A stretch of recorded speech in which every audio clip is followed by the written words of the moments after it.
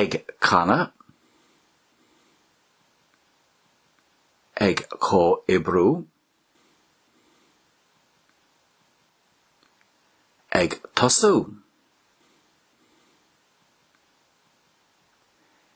ag dirú,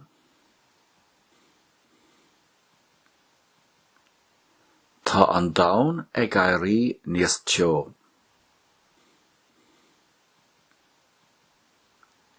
Ag dul ar scoil,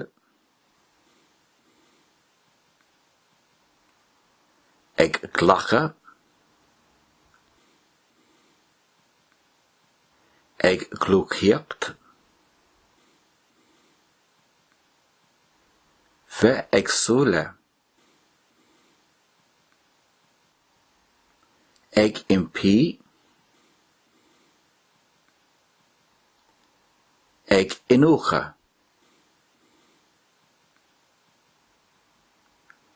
tháinig sí an awl ag lámhachán, ag róige,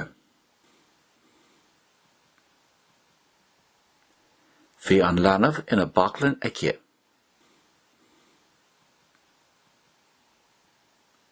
ag sá,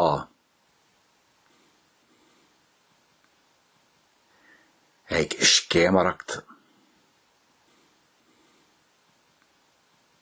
ag síolú.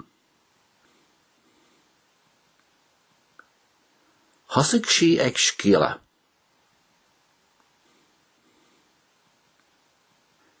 Bhí sí ag suí fuaithe.